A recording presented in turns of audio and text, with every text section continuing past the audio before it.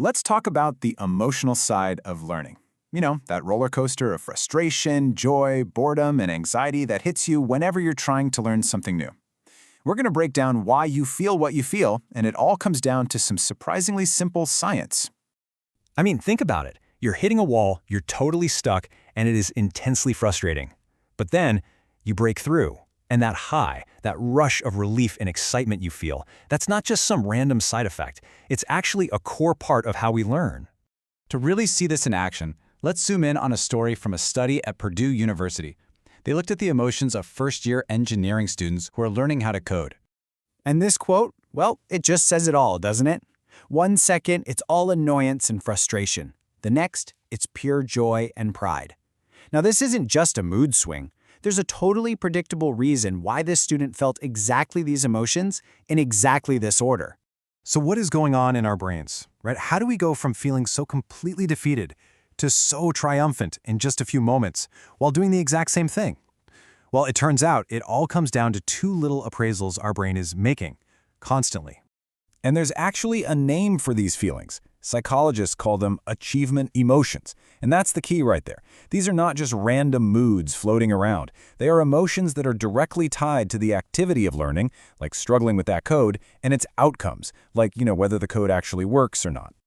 And researchers have this really powerful framework that explains exactly how these emotions get fired up. It's surprisingly straightforward, but it just perfectly decodes what we all go through when we're trying to learn something new.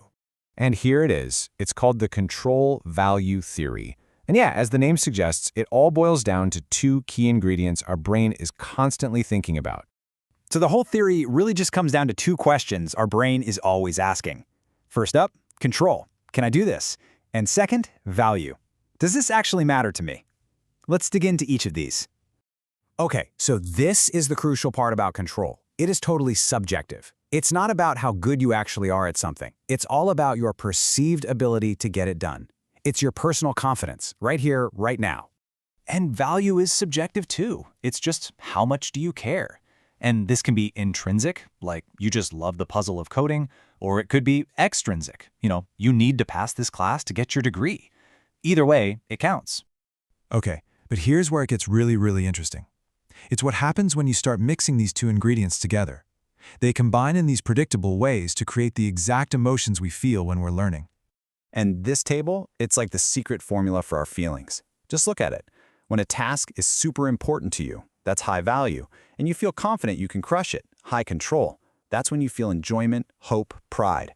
But what happens when that same important task feels totally out of reach, when you have low control? Well, that's the perfect recipe for anxiety and hopelessness. And look at the other side. If you just don't care about the task, low value, and you feel like you can't do it anyway, you're not anxious. You're just bored or frustrated. See how it works?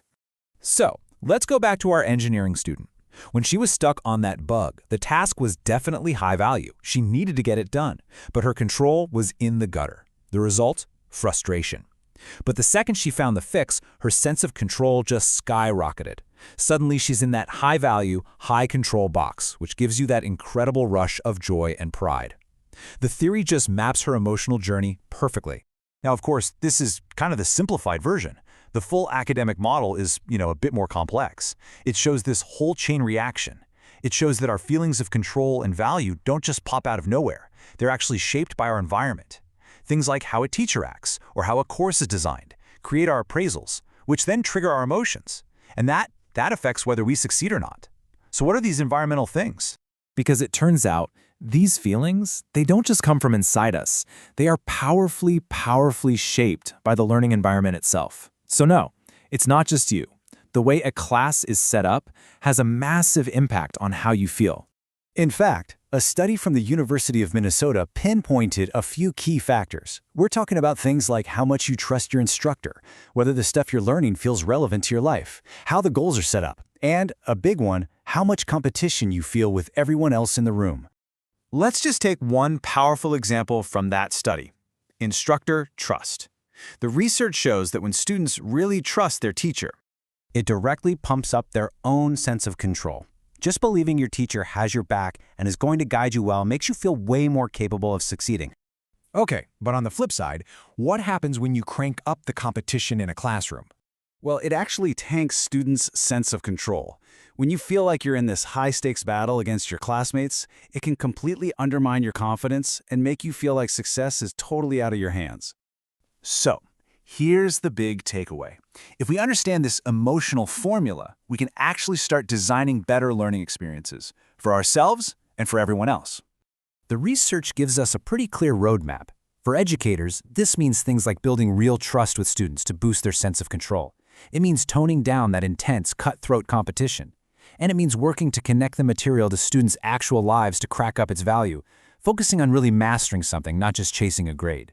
And all this kind of leaves us with a much bigger question, right? Our emotions aren't some distraction from learning, they're the engine. So, what if we actually designed education with that in mind? What if the goal wasn't just to download facts into people's heads, but to actively build up the curiosity, hope, and pride that make learning one of the absolute best things about being human?